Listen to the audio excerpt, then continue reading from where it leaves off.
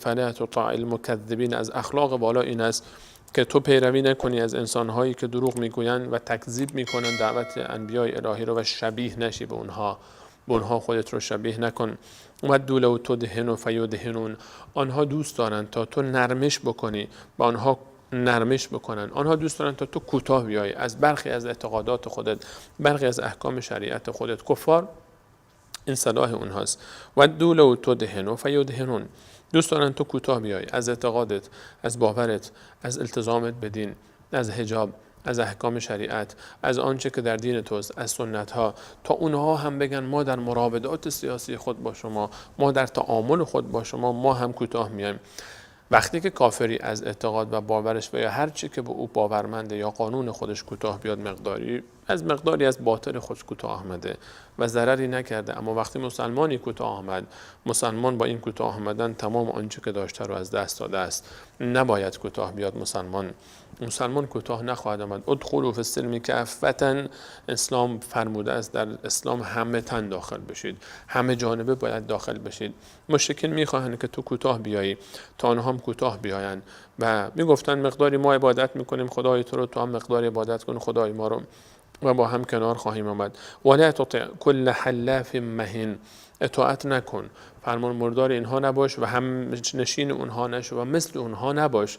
کسی که زیاد قسم میخوره، هر کسی که حلاف مهین بسیار حلف میخوره و قسم میخوره، حلف یعنی قسم، حلاف کسی که بسیار قسم میخوره، کسی که بسیار قسم میخوره دنبالش نرو، بهش اعتماد نکن و ازش اطاعت نکن. اون کسی که بسیار قسم میخوره و خوار و ذلیل است. هر کسی که زیاد قسم میخوره از چشم مردم میفته. انسان صادق نیاز به قسم خوردن نداره. انسان مسلمان زیاد اهل قسم خوردن نیست. این آیات درباره ولید ابن عتبه نازل شد. ولید ابن مغیره، این آیات درباره پدر خالد رضی الله عنه ولید ابن مغیره نازل شد وقتی که رسول الله علیه السلام رو آزار و اذیت میداد. اون کسانی که الله فرمود انسانی که بسیار دروغ میگوید، انسانی که بسیار قسم میخورد به دروغ و بسیار خوار است، هماز مشاء بنمیم، بددهن غیبت کننده ای که به دنبال سخنچینی بین این و آن است. این صفات خیلی بد است. همه این صفات، کسی که بسیار قسم بخوره، انسانی که سخنچینی میکنه، انسانی که بددهن است، اینها از صفات مذموم است. اینها از صفات انسانهای آزاده نیست. الله متعال فرمود اصلا دنبال این آدمان نرید.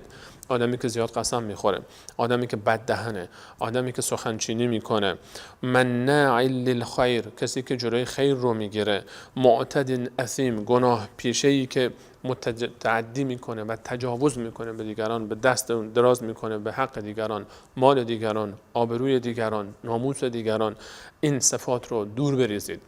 اصلا سراغ همچین انسانهایی نرید. عتل بعد ذلک، انسان تندخوی، درشت خوی، بدتینتی که بعد ذلک زنیم، که اصل و نسبی هم نداره. بعد از این کسی که اصلا اصل و نسبش مشخص نیست.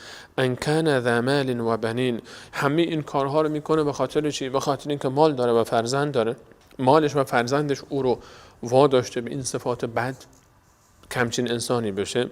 اذا تتلى علیه آیاتنا، وقتی آیات ما بر او خوانده می شود میگوید قال اساطیر الاولین، گفت که این افسانه پیشینیان است و قبول نکرد. سنسیمه علی الخرطوم، ما بر بینی او نشانه میگذاریم در این دنیا و در آن دنیا هم او رو در دوزخ نشانه خواهیم گذاشت بر بینی او.